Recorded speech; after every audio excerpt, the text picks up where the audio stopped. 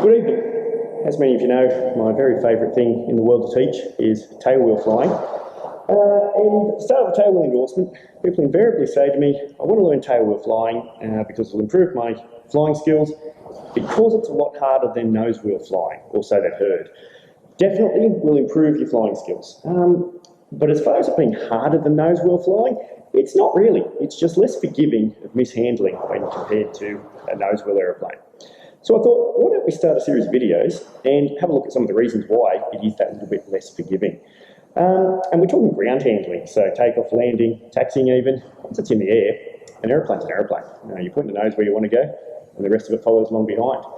So we're in the quantum aviation hangar. We've got the Scouts, got several bits of Cubs. We've also got 172s in here as well that we can compare the pair and see what the differences are and why some of those handling characteristics are a little bit different. So let's look at the first main reason. Now, the main reason is, well, the only reason really, everything else is just a byproduct. The main difference is that we have the centre of gravity in front of the main wheels on, for example, a 172, but we have it behind the main wheels on a tailwheel aeroplane. So let's have a brief look at that and I'll show you what I mean. So in the 172, for argument's sake, the centre of gravity is probably somewhere about there, in line with the pilot seats, or around about the centre of the wing. So if we compare that to where the main wheels are, we can see that the centre of gravity is in front of where the main wheels are. Yet let's go and compare that to the Scout.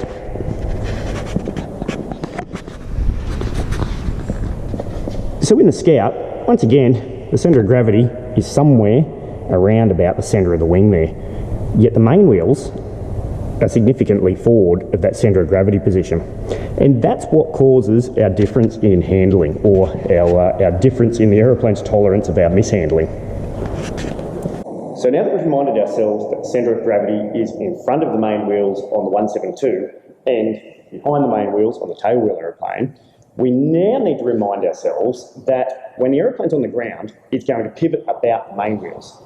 Yet the inertia is going to act through the centre of gravity.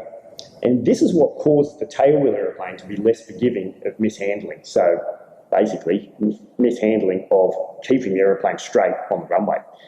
And the reason for that is because, like we said, the main wheels are going to be where the aeroplane pivots around. Yet the centre of gravity, which is behind it, is going to be where the inertia acts through. So if we go and look at the Cub as an example, seeing as it's light and easy to move around, you'll see what I'm talking about. Okay, so believe it or not, this is a runway. And what I've done is I've exaggerated the rearward position of the centre of gravity with a bit of green tape there. And granted, it is a lot further behind the main wheels than it would be in real life. I've just done that so that we can really visualise what's happening.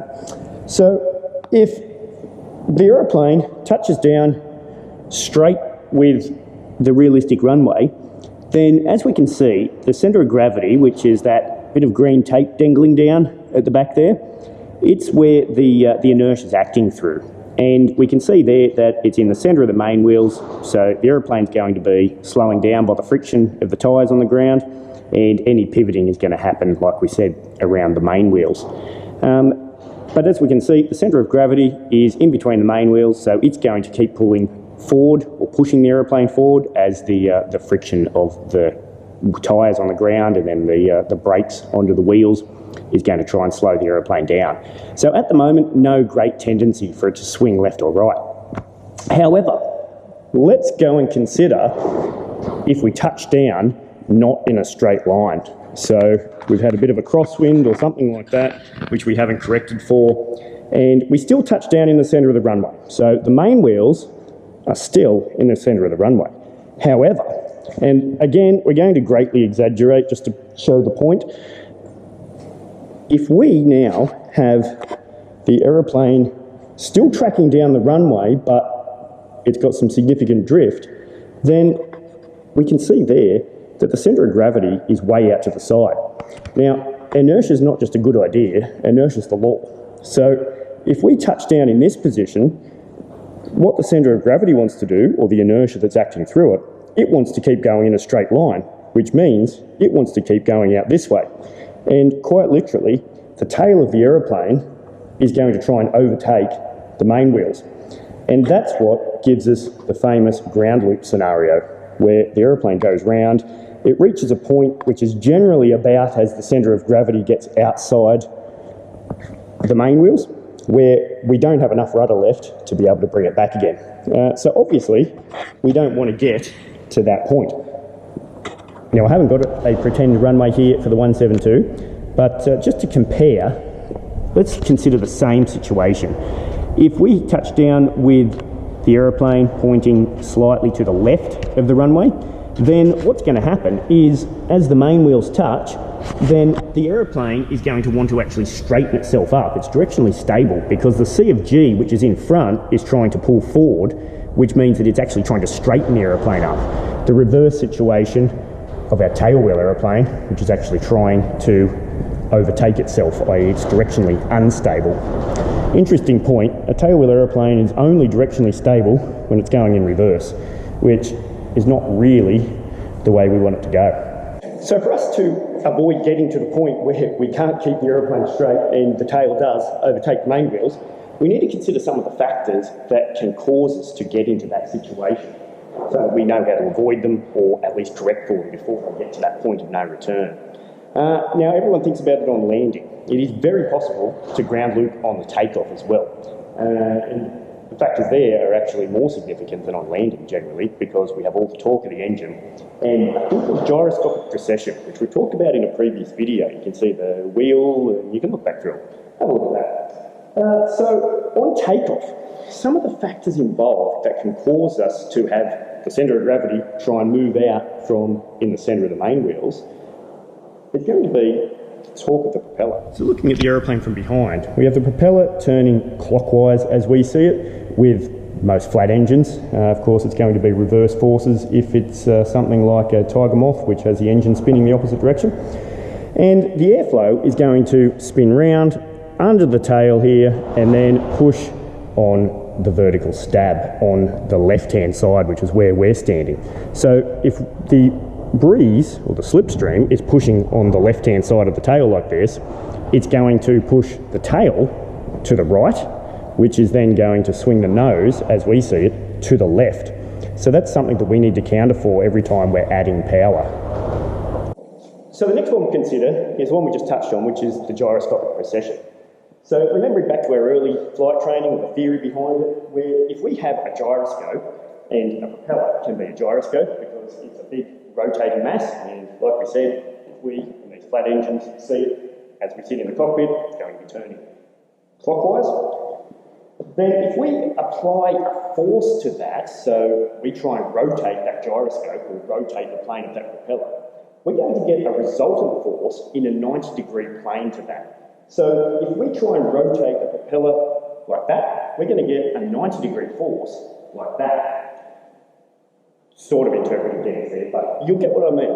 So if we lift the tail and take off, which we will do, and we're going to look at that in the next video, the actual practical application, what we're doing is we're rotating that gyroscope or the plane of that propeller. So our resultant force is going to be like that, which, as you can see, puts our centre of gravity out to the side and not in the centre of the main wheels. So the way we correct that is simply we're going to apply rudder, which is going to bring the centre of gravity back in between the main wheels. If you don't, of course, the aeroplane, dragged by that gyroscopic precession, is going to head off to the left. Reversed, of course, if we're in a Tiger Moth where the propeller goes the other way. When it comes to landing, the most common way that we're going to induce the centre of gravity to be outside the main wheels, or outside the centre line of the main wheels, is generally going to be a crosswind.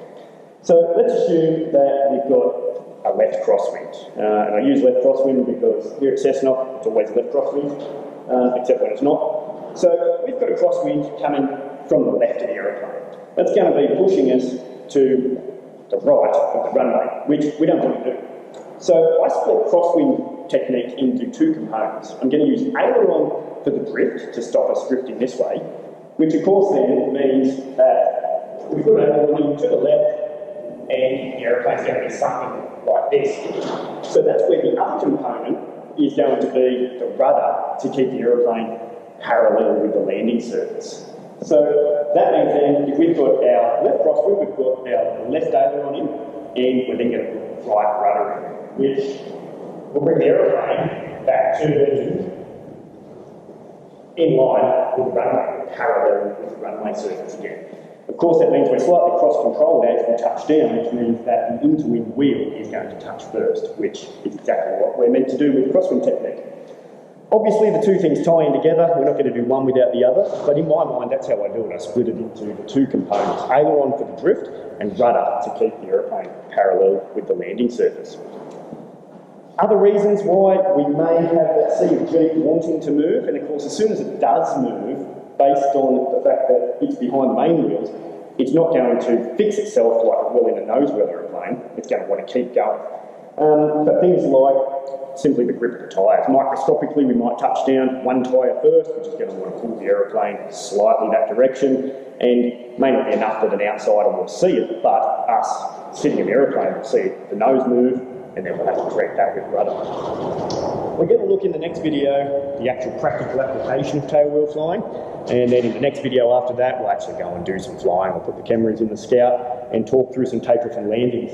But we're going to look through how we counter all of these factors that are going to cause the aeroplane to have the tail try and overtake the mains so that we don't have it happen. Thanks a lot for watching. Hope you found it somewhat interesting. Let me know if there's any bits that you'd like more clarification on. And like I said, in the next video, we'll start going through some of the fun bits, the actual practical application. Thanks for watching, and I'll see you in the next video.